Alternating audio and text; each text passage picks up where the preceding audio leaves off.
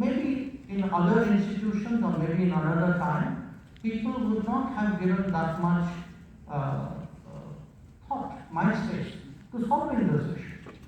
So, and I say this because I truly believe today, I can almost feel the country shifting gears.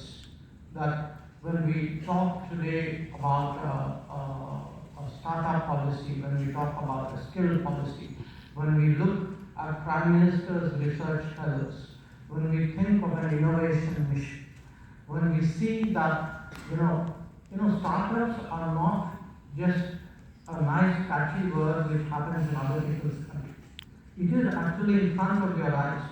You can see, young people like you develop ideas, take it into the business world, make it happen.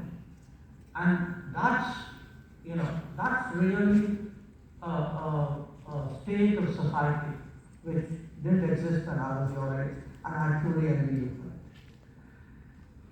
Now, the second thought which occurred to me, and I say this today as a minister in the government, what is it that we can do to actually, I would say, spread that problem-solving, engineering frame of mind?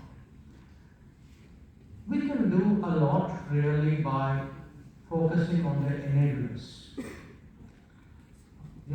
It starts with very basics.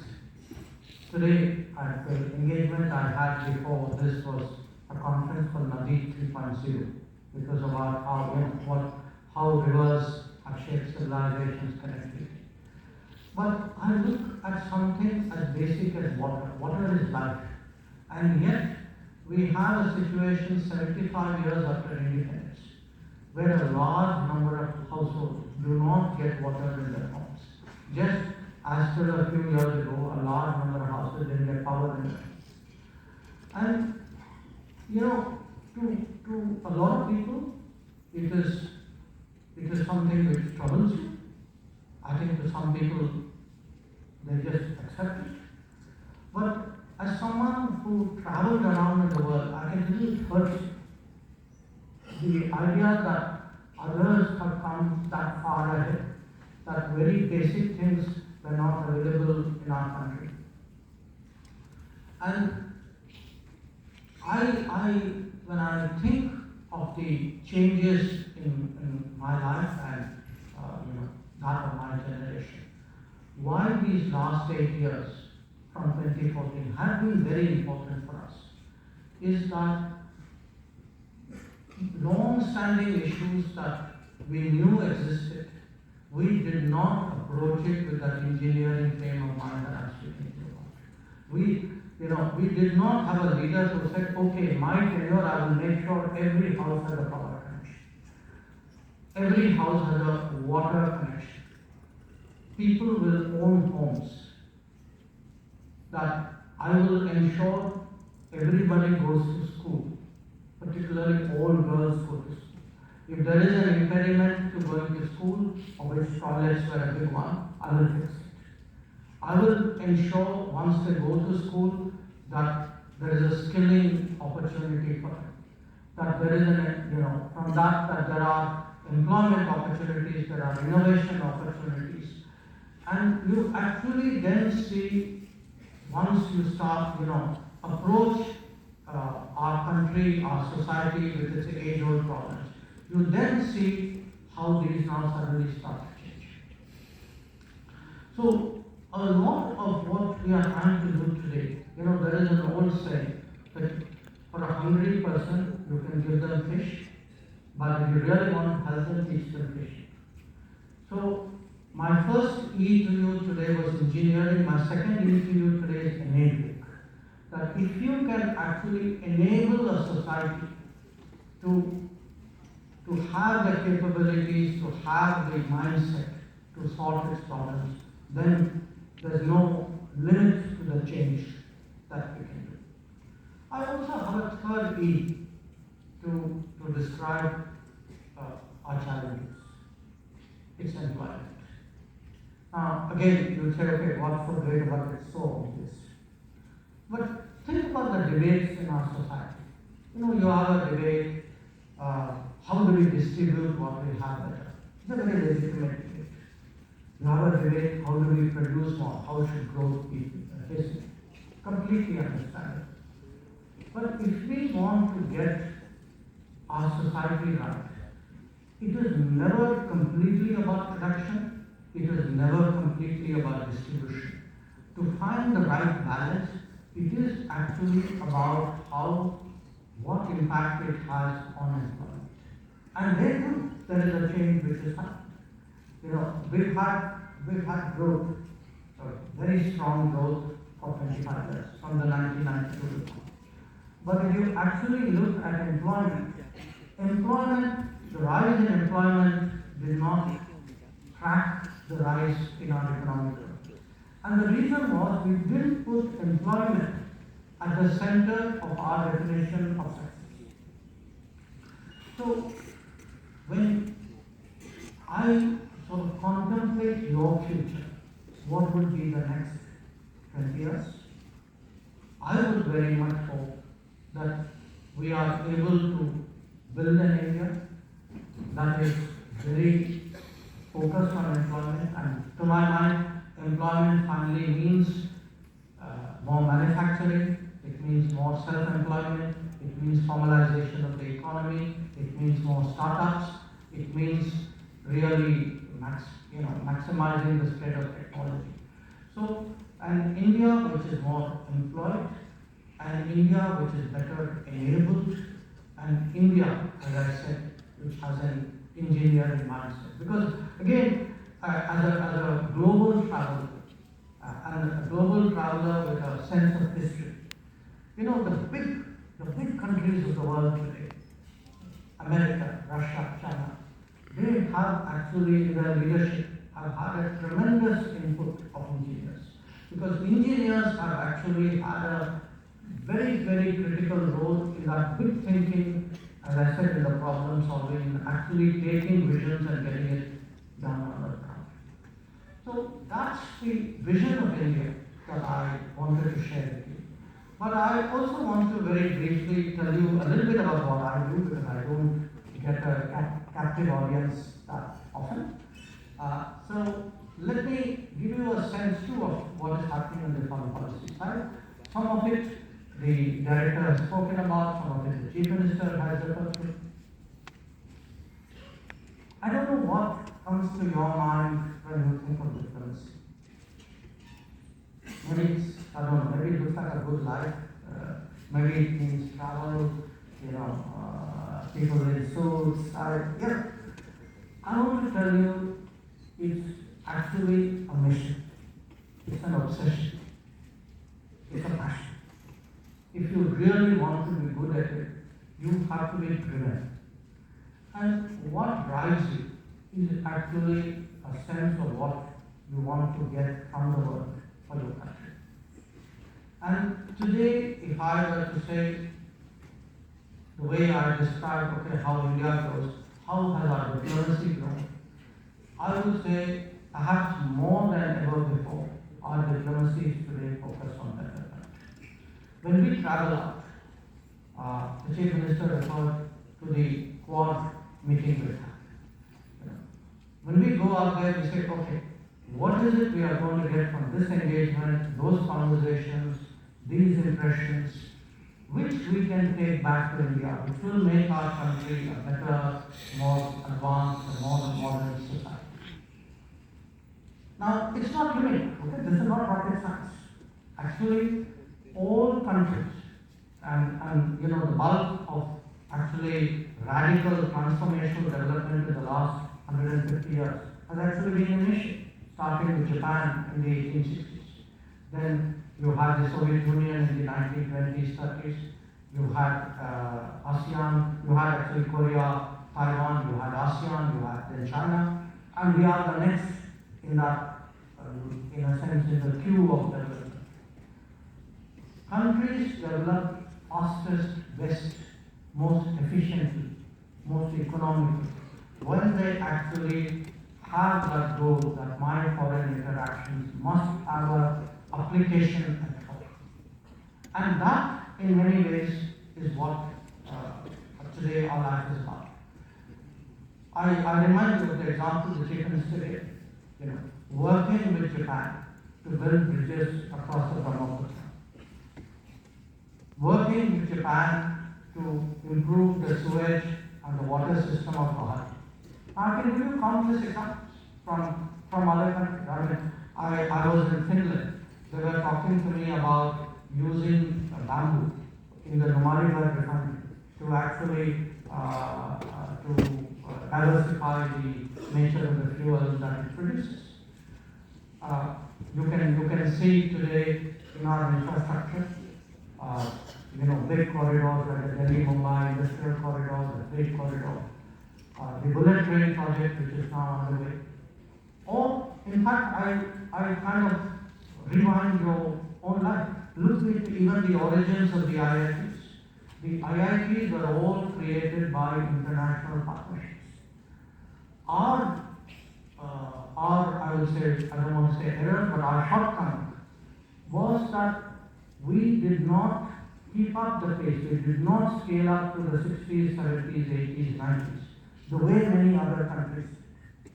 So we had the right ideas. We didn't apply it efficiently enough. We didn't scale it up fast enough. So you actually have a situation, it may come as a surprise to many of you, that when Rajiv Gandhi visited China in 1988, India's per capita income was about the same level as China, actually was a little bit higher. Today, China's per capita income is 5 times ours. And what's the difference? The difference was that they were much more radical about the reform, but they were much more effective and efficient in actually translating visions onto the ground. Or if I were to give you a different metaphor, they had more engineers. And they had more engineers in the decision-making level. So the point today where diplomacy is concerned, I want to make is we engage the world today very much with the idea that the world is a partner in technology, it is a partner in capital, it is a partner in best practices. We must have an open mind. When we see something we like, the greatest tribute you can do to a good idea is to go home and practice it yourself. And a lot of the change that especially Prime Minister Modi has brought about in the last 8 years has actually been that kind of approach to the world. The second, of course, is every society needs to be secure. And in a way, actually, diplomacy is the first line of defense. If diplomacy is successful, you don't ever need a military to defend you. So, and sometimes, if you reach a stage where the military response is required, there too, defense diplomacy is a supporting force for the military. So, again, when we think of securing the country, we think typically of an adversarial state. I think all of you know what I have in mind there. But think locally. Till a few years ago, this region actually used to have a serious concern about terrorism, about separatism, about narcotics, about trafficking. What has helped to deal with actually diplomacy? The fact that we made sure that they got no support in any neighboring country has actually made this region and your existence much more secure, much more peaceful, and much more prosperous. So, and with the evolution of technology, our sense of what is security, both in terms of problems and challenges, also changed. So, when we think security today, we think today data security, we think cyber security. We worry about the normal being weaponized in many ways against the society. So that too is a responsibility of diplomacy. But if we are successful in development and we are successful in securing our country, this is really a case where 1 + 2 makes 3. It is then that we are actually able to exert global influence. And I suggest to you that if you have seen India much more visible on the global stage, If you see today a projection of our culture, let us take the International Day of Yoga. If you see us taking initiatives like we have done on Solar Alliance or disaster resilience, if you see us actually responding to, an earthquake in Nepal or a cyclone in Mozambique or even today actually to an economic crisis in Sri Lanka, all of that is happening because we are building more capabilities. We have today instruments and influence that we did not have earlier. But again, my point is progress should actually increase our appetite. A society with a small stomach really doesn't have a future. Unless we have really an insatiable sense of what our prospects are, we will somewhere start to grow, and this country will, I cannot ever see that happening. And finally, a few words about the ordinary person. Because again, as I said, there is a caricature of diplomacy. The diplomacy is something up there. I want you to think diplomacy actually affects you every day. And I'll give you 2 or 3 examples. Many of you, I presume and I hope, have passports. Ask your parents, how hard was it to get a passport? How long did it take for them to get a passport? And now see how, passport is like a step beyond your Aadhaar card. It's not just our ability today to use digital instruments and a different governance mindset to do what, to my mind, again, is a very basic facility. I believe that passport is not a privilege. Passport is an entitlement. To me, anybody who wants a passport should have the ability to get the passport. But the fact that we can make it happen today actually says something about what tools of technology can do, because it is actually on a digital backbone that we are able today to take a process which would take, I think, reasonably between 6 months to maybe a year to get a passport. Today, if somebody doesn't get a passport in a week, they say nasty things about us on Twitter. So the point I'm making is, look at what a difference we have made to the life of an ordinary person. But I'll give you another example. An example close to your heart.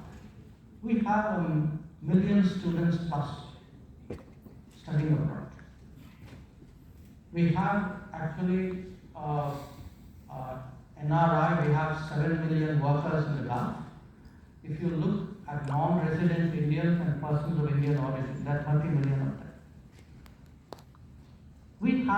They can today actually go out in the world with a sense of confidence that the country will look after them.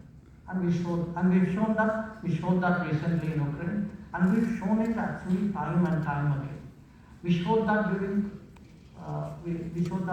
the COVID pandemic, that actually the Vande Bharat mission, which brought back 7 million people, is the largest recorded evacuation in human history.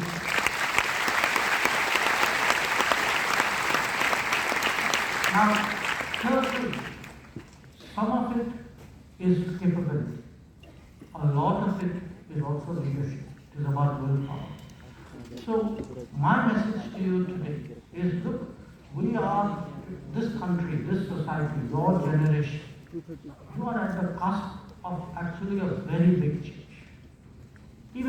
I saw for myself, and I heard the director speak about, in fact the Chief Minister also, about the contributions which were made by your own IIT during COVID.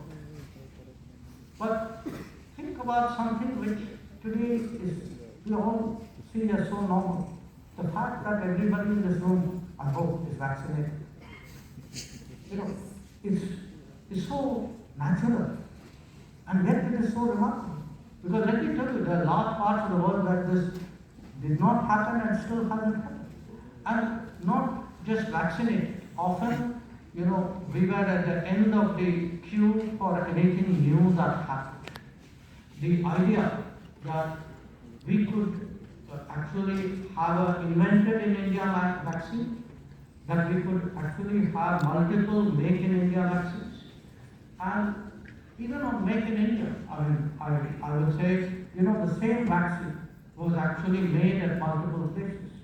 In terms of scale and I would say efficiency, the Indian producer was actually way ahead of his peer group in the rest of the world. So I said that to you, the amazing thing about the world is remarkable things are happening around us every day. Okay? We should not ignore that they are remarkable. We should not marvel that they are remarkable, because then we kind of say, okay, that's exception, we can't ever do it again.